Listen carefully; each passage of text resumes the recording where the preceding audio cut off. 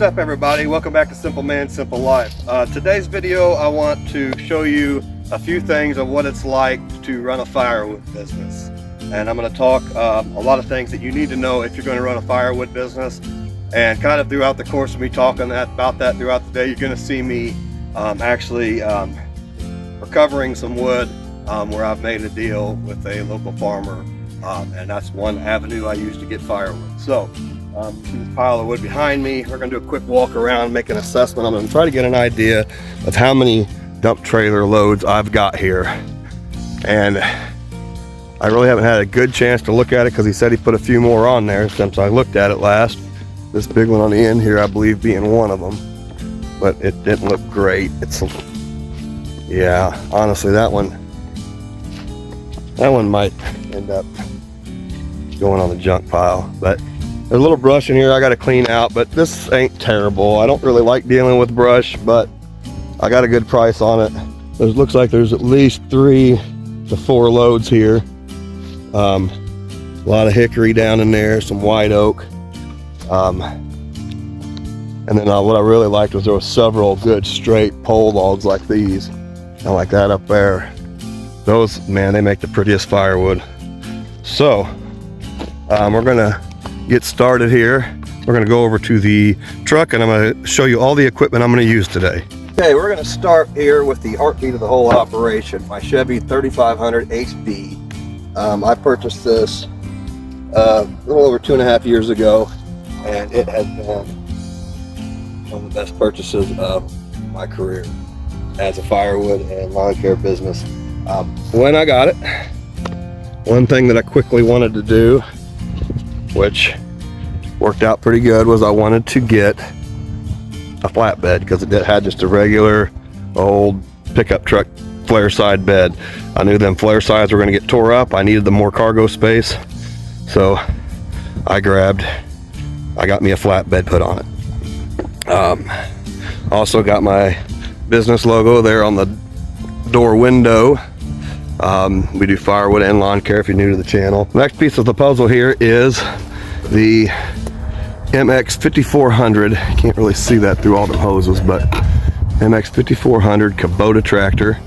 It's a 54 horsepower tractor with a loader, and we brought the grapple along today to help us load these logs. We've loaded it on my 14-foot PJ dump trailer, which currently doubles as my lawn care trailer in the summer and my firewood delivery trailer all the time. And this is just a really versatile trailer. I got it on a good deal from a business partner, and it turned out to be a great purchase. Next couple things I'm going to show you here. The tools I'm going to be using. I would normally be using my Echo 620p right now. I know you guys probably see me use that in a lot of my videos. However, I had a problem with the pull rope assembly, so I had to order it off from Echo. That cover's not going to be here till Thursday. My other rancher, my Husqvarna rancher, is in the shop getting carburetor work to it. So I actually borrowed my old man's. He's got a saw identical to my Husqvarna. 455 Rancher, $20. It's a good saw.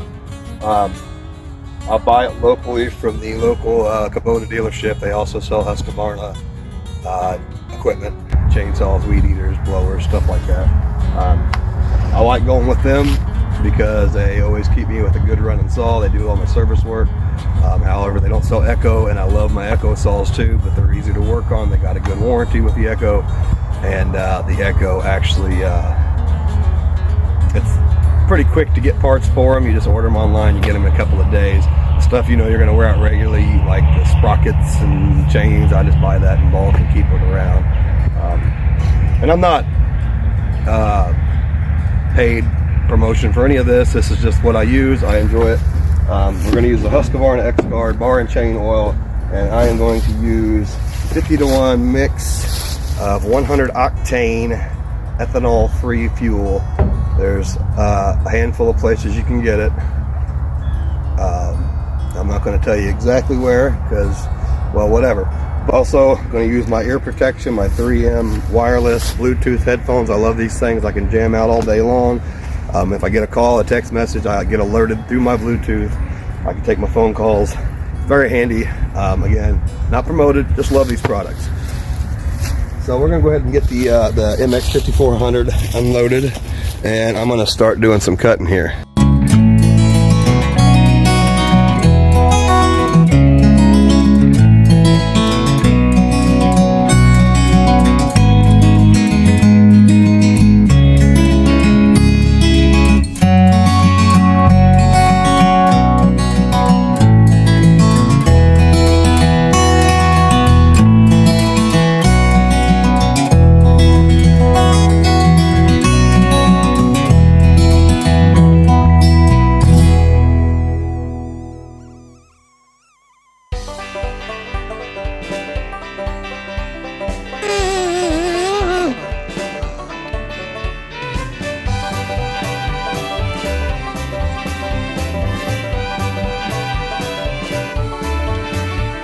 Okay,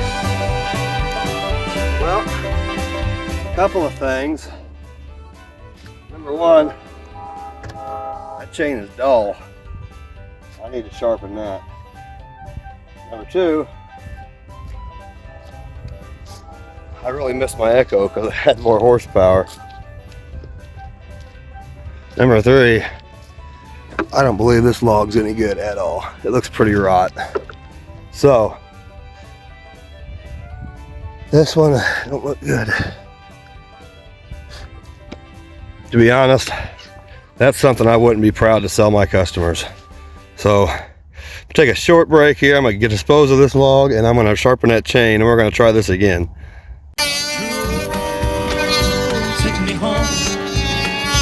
They're good.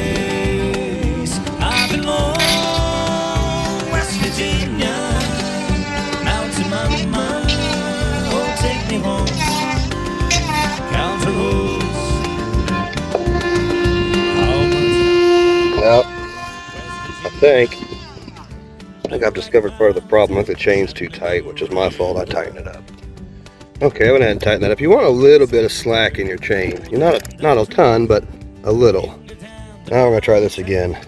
Like a breeze, country road, taking me home to the place I belong, West Virginia, Mountain Mama, oh take me home, country roads. Bah! One thing I like to do, if I'm gonna bring wood to the farm, I'd like it to be easy to process once I'm ready to process it. So I could easily have loaded this piece on the trailer, but it's going to take up more space. So I'm going to just cut all this end stuff off of it, and I'm going to turn that into boiler wood. I'm just going to make a pile of that out here. My next trip to the farm, I'm going to put a hopper on the truck, so I can load the boiler wood into the hopper and dump that off at the end of the day. So with that in mind, I'm going to go ahead and cut this up real quick.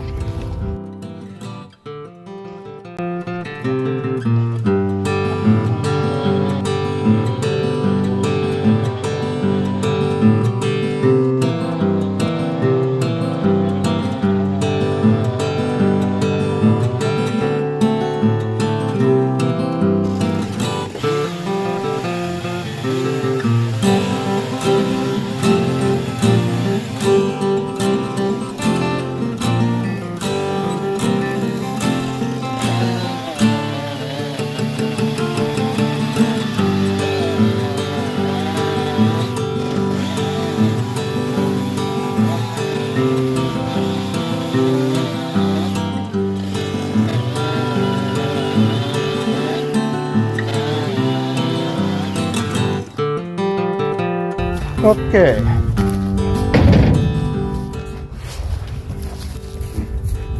Now, this log now will lay better in that trailer because I cut all that ugly stuff off the end. It take up less room. It'll stack neater in the trailer. It's not a real big log, I'm gonna put that one on top somewhere, so I'm just gonna sit it out here out of the way for now.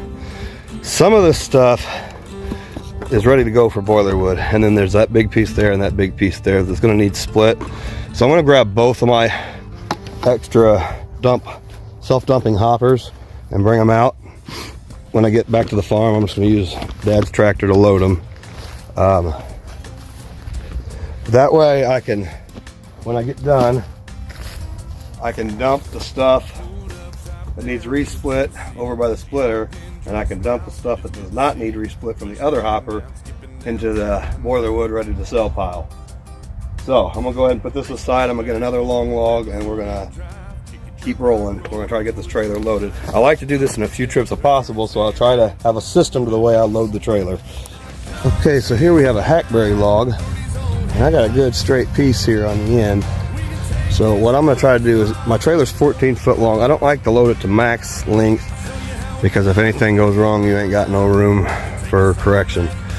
So I usually try to cut them about 13 and a half, somewhere in there, within a 16-inch increment. So I'm gonna cut off of this end, and then when we get down here, this back log is gonna just, most of it's gonna end up as boiler wood anyway, but I'm gonna cut all these little rough ends off and just make a nice, easy log to load later that I end up on top probably. So let me knock this out real quick. Couple lines and we throw them on out. Red Bible ripple bouncing on a cool night. Fire dancing, making shadows in the moonlight. She leaves in close in the bed of my truck. And I said, let me show you my countryside through these old headlights. We can take this road as far as you want to go. I'll show you how a country mile take us all night. Feeling higher than a bull's tail up an old dirt road. I ain't gonna run no hide. We can let the fire burn wild. That's just my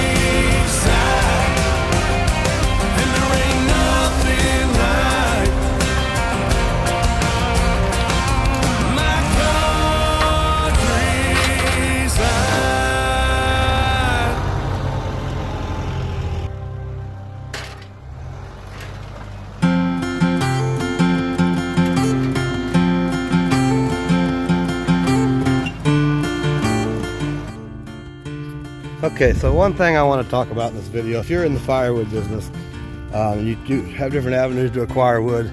This situation right here, this is not your idea situation when you got brush mixed in with logs.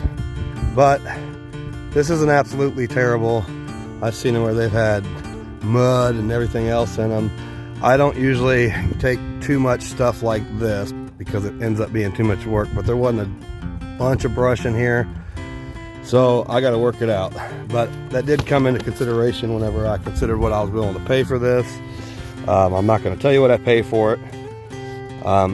If you're trying to find answers like that in your business, honestly, that's a question you got to sit down, because it's different for everybody. You got to write it out. You got to figure out what your time's worth, because this is going to take me longer than normal to load. Probably most of my day is going to be spent right here getting these few loads out of here, because I got to do so much prep work and cleanup work. So if you want people to provide you with wood, be willing to pay a little more for it if they have made it very easy for you. This kind of easy. It's all in one spot, but it's also got some junk mixed in. I'm gonna go through and limb this real quick, knock all these little limbs off of here, and then cut this where it would work to load on the trailer.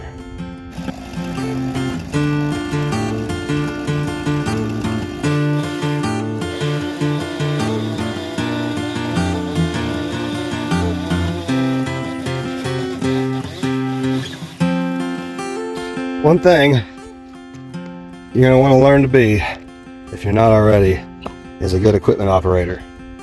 Now, I'm not talking about just, can you maneuver the machine, everything safely and correctly. I'm talking about thinking your next 2 or 3 steps ahead and save you some time. See this little short log I cut off of here? I knew I wanted it in this pile over here. So I went ahead and just positioned the log there that when I cut it, it was already where I wanted it to be. Now, all I gotta do is go out there and turn around with that log and load it on the trailer. Here we go.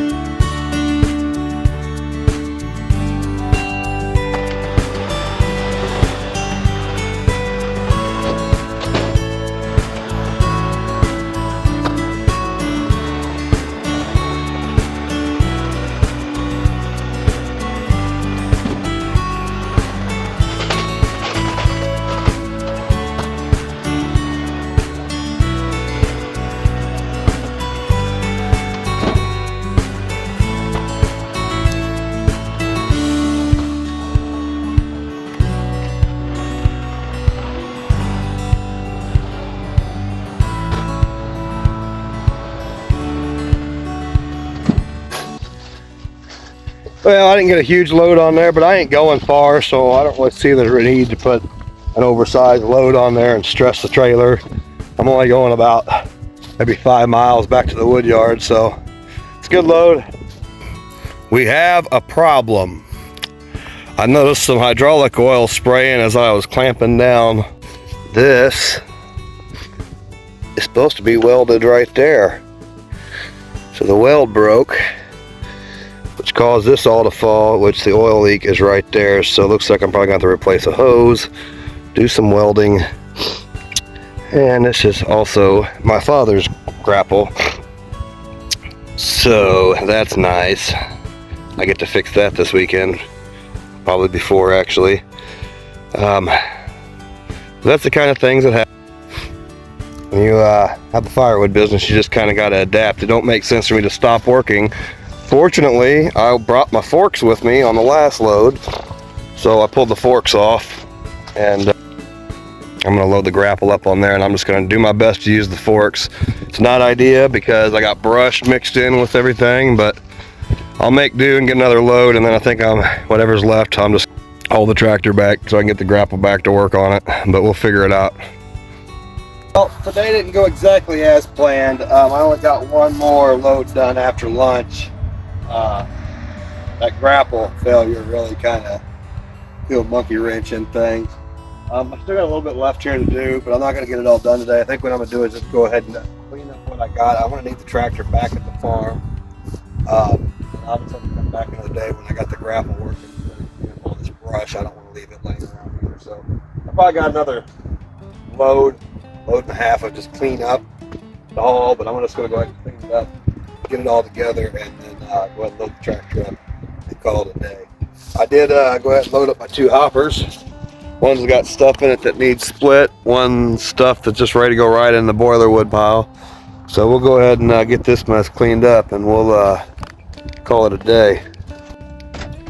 So that has been one heck of a day today. Get my truck moving here. Still a little slick out here, but I mentioned at the beginning of the video that some things you needed to know if you're going to start a firewood business or have a firewood business. When I first started doing this, I started right at the beginning of fall. Like all of a sudden I'm in the firewood business, and I thought, wow, there's like, no, it's customers never ending. And I got all excited and I quit my job. This was back in 2013. And quitting my job at that time was not the right move because I had so much to learn about the business. And my recommendation is do it as a side hustle. It would be really beneficial to you if you already are in the line of work that would have access to wood. Say if you work for or own a tree company, like a tree service, or sawmilling or logging, you know, outlets where you already have firewood as a byproduct. Because that really opens up some doorways for supplies. But also I'll tell you, you got to have something else going, because everybody that I've gotten to know in this community of firewood sellers, it's not just firewood. You got to have other avenues. One of my favorite guys I follow on Facebook, the guy sells firewood, chainsaws, mulch. I mean, he does it all. And it's just a whole dynamic where if you're going to be in this business, find out every angle you can make $1 on, and make it make sense. You can have too many irons in the fire for sure, but I've learned that there is a bunch of different ways to make money in the firewood business, and you got to figure out what ways work best for you and what other avenues of making money with the equipment you're already going to acquire. So when wood sales are slow, you can still make some money doing other things. That's one thing you should know.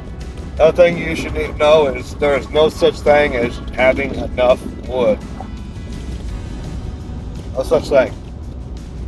Your brain needs to be thinking about how to get more wood almost 24 hours a day. Because no matter how much you make, you can sell it. It has a long enough shelf life that even if you end up with too much, you're still going to sell it before it goes bad. So keep that in mind. This is hard work. Now, I've had many comments in my videos, people saying, you know, hey man, it must be nice. You got them heavy equipment, tractors, and nice trucks and dump trailers and all that. Yeah, you're right. It is very nice to have all those things, and it took a whole lot of wood, and still takes a whole lot of wood to pay for those things. So I didn't always have it like that, and looks can be deceiving.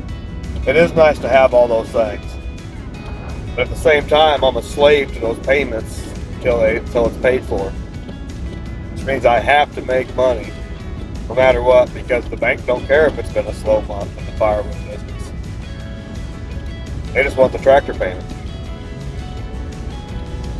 So I guess what I'm saying is use what you have available and work your way through to get the things you need. Always try to find the bottleneck in your business and fix it, and then try to find the next bottleneck. As long as you're always trying to improve, you'll always be improving and getting better.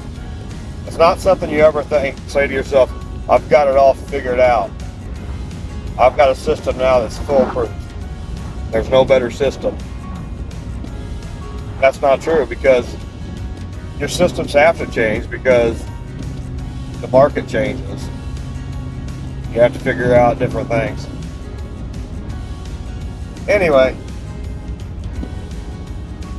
I hope you guys found today's video useful. If you have any questions about any of the tools I use, or anything you would like for me to go over in my videos, then drop it right down there in the comments. This whole purpose of this channel is to help you be better at being you, figuring out a way to make money and make a living. You don't always have to have the traditional job, but there's nothing wrong with having one and making money on the side. So thank you so much for you guys watching. Please subscribe to my channel if you have not, and give us a big thumbs up. It goes a long way. Have a great day, guys, and God bless.